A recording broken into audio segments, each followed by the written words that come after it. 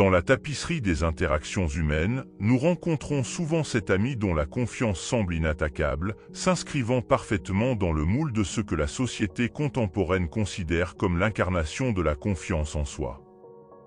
Ils naviguent dans la vie avec un air de certitude, comme si ce trait était un don inhérent qui leur a été accordé dès la naissance.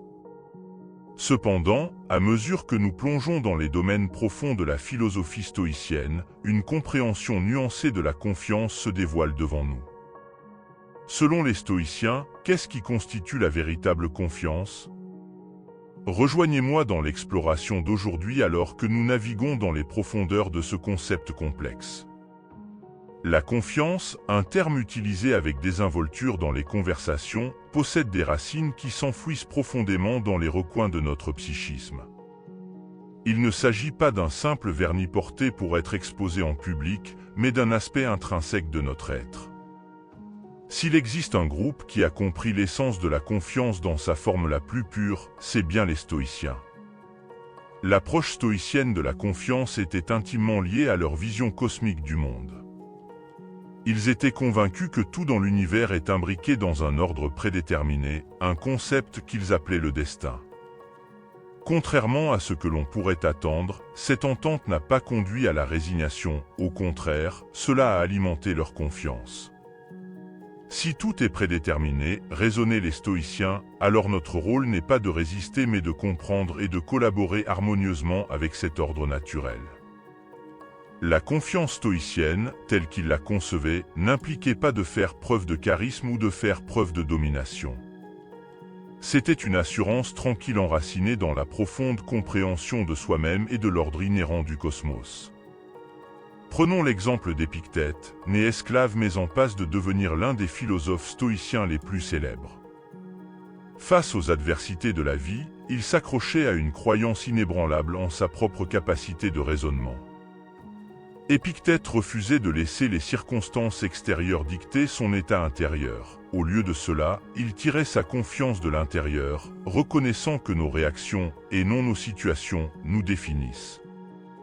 Une autre manifestation frappante de la confiance stoïcienne se matérialise dans la vie de Sénèque. Bien qu'il soit aux prises avec des controverses et des défis, notamment l'exil et la fin forcée de sa propre vie, ses écrits reflètent un homme profondément sûr de ses convictions. Confronté à l'exil, Sénèque ne succombe pas au désespoir. Il utilisait plutôt son temps pour des activités intellectuelles, l'écriture et la réflexion. Pour Sénèque, chaque défi représentait une opportunité de croissance. Ses lettres à son ami Lucilius témoignent de cet état d'esprit, abordant des thèmes tels que l'impermanence de la vie, la folie de rechercher la gloire et l'importance de la conscience de soi. Chaque lettre, à sa manière, offrait une leçon sur la façon de naviguer avec confiance dans la vie dans l'incertitude. La question se pose naturellement, comment les stoïciens ont-ils cultivé une confiance aussi inébranlable ? À la base, leur voyage a commencé avec la prise de conscience que la confiance ne consiste pas à posséder toutes les réponses, il s'agit plutôt d'être à l'aise avec le fait de ne pas savoir. Cela implique de reconnaître que la vie, avec toute son imprévisibilité, échappe à notre contrôle. Cependant, notre réponse aux caprices de la vie est sous notre contrôle. Dans leur quête d'une confiance compréhensive, les stoïciens se livraient régulièrement à une contemplation sur la mort. Bien que cela puisse paraître contre-intuitif, cette réflexion sur la mortalité, connue sous le nom de memento mori, est devenue la pierre angulaire de leur confiance. En se rappelant constamment la nature éphémère de la vie, ils ont non seulement fait preuve de courage, mais ont également appris à saisir chaque instant. Prenons le cas de Marc Aurèle, empereur romain et philosophe stoïcien. Confronté aux guerres, aux épidémies et aux pertes personnelles, ses notes personnelles, résumées dans « Méditation », donnent un aperçu de l'esprit d'un individu qui, au milieu d'un monde tumultueux, a conservé son sang-froid et sa confiance. Il a écrit « Vous avez le pouvoir sur votre esprit, pas sur les événements extérieurs. Réalisez-le et vous trouverez de la force. » Comme beaucoup le savent, les stoïciens avaient un profond respect pour la nature. Ils l'ont perçu comme un enseignant, transmettant des leçons de résilience, de croissance et de changement. Leurs observations, établissant souvent des parallèles métaphoriques, ont été distillées dans une marque unique de confiance que les stoïciens ont adoptée. Imiter cette confiance stoïcienne nécessite un changement de perspective. Au lieu de considérer la confiance comme un trait possédé par certains et manquant chez d'autres, les stoïciens ont préconisé une perspective qui la considère comme un muscle. Comme tout muscle, il nécessite une pratique constante et une introspection pour se renforcer. La tenue quotidienne d'un journal, la méditation et l'engagement dans le dialogue socratique étaient les outils grâce auxquels les stoïciens ont sculpté cette force intérieure. Une autre leçon cruciale des stoïciens consiste à éviter toute validation externe. Alors que les normes sociétales assimilent souvent la confiance aux distinctions et aux réalisations externes, les stoïciens préconisaient une validation interne. Ils ont compris que la recherche de louanges extérieures est incessante et conduit souvent à une insatisfaction perpétuelle. Pour les stoïciens, la confiance venait du fait de vivre en harmonie avec la nature et d'adhérer à leurs propres principes. Chrysippe, figure éminente du stoïcisme, illustre ce principe. En tant que directeur de l'école stoïcienne d'Athènes, il a souligné l'importance de la logique et de l'éthique, exhortant les étudiants à tirer confiance de la connaissance et de la vertu plutôt que de rechercher la validation de l'opinion publique. Ce faisant, il a posé les bases d'une confiance à la fois authentique et durable. Caton le Jeune, un autre pilier du stoïcisme, portait délibérément des tuniques dépareillées à Rome, une ville où la mode était un symbole de statut social.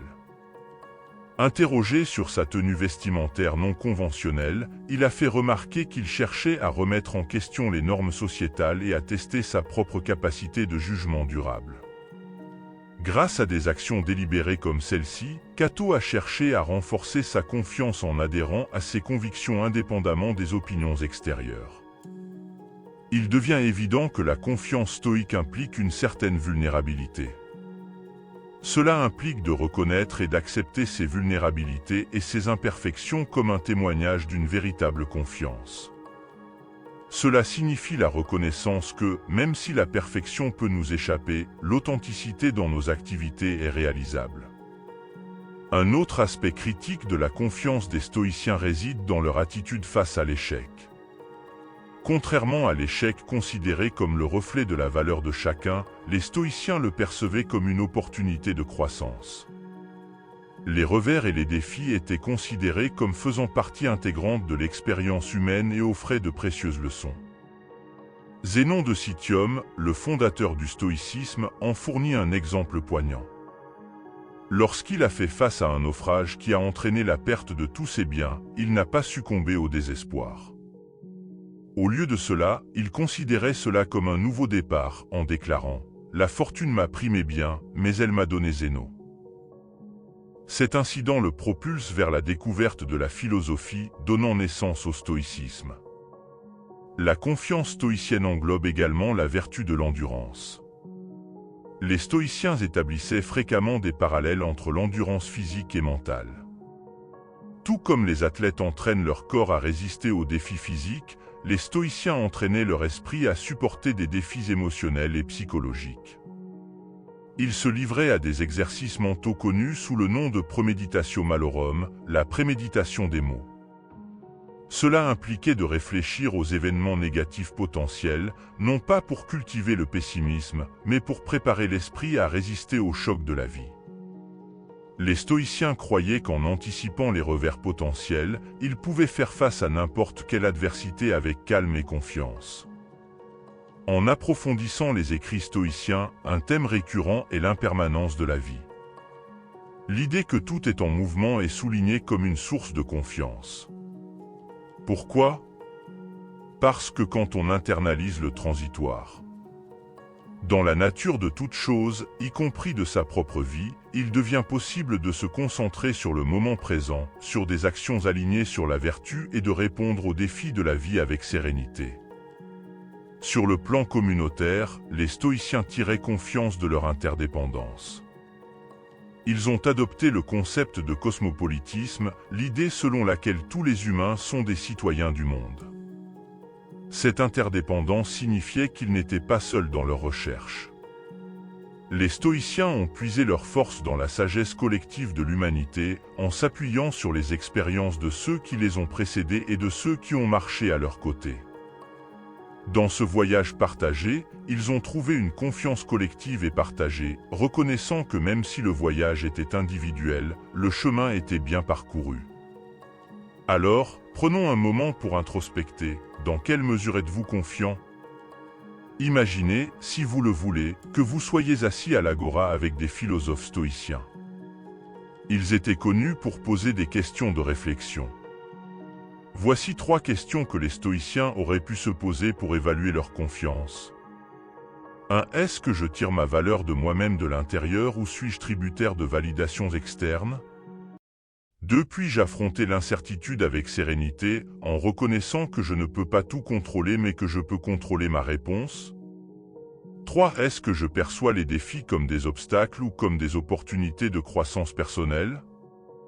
Ce ne sont pas de simples questions rhétoriques mais des invitations à l'introspection. En réfléchissant aux enseignements stoïciens, rappelons-nous que la confiance ne consiste pas à projeter une image d'infaillibilité ou d'inébranlabilité. Il s'agit de posséder une profonde compréhension de soi, d'accepter le caractère inévitable des changements de la vie et de tirer la force de nos principes et de nos croyances. La confiance stoïque nous enseigne la résilience, nous encourage à relever les défis et à rechercher perpétuellement la croissance. C'est une reconnaissance du fait que notre valeur n'est pas déterminée par des circonstances extérieures mais par nos croyances et nos actions internes. Embarquons-nous dans le voyage visant à construire une confiance qui émane non seulement de la surface mais du cœur même de notre être. Selon les paroles immortelles de Sénèque, les difficultés renforcent l'esprit comme le travail renforce le corps. Relevons les défis, acceptons les imperfections et retrouvons confiance dans le voyage continu de découverte de soi et de croissance. La véritable confiance, semblable à celle des stoïciens, ne consiste pas à se tenir droit seulement face aux applaudissements, mais à rester inébranlable même au milieu des tempêtes de la vie. La beauté de la philosophie stoïcienne réside dans sa capacité à susciter des conversations stimulantes. Je suis vraiment curieux d'entendre ce que vous pensez de notre discussion d'aujourd'hui. Déposez un commentaire ci-dessous, partageant ce qui vous a le plus marqué. Et si vous avez trouvé cette exploration instructive, pensez à diffuser la sagesse en lui donnant un like et en la partageant avec vos amis. Favorisons un dialogue continu sur le concept profond de la véritable confiance.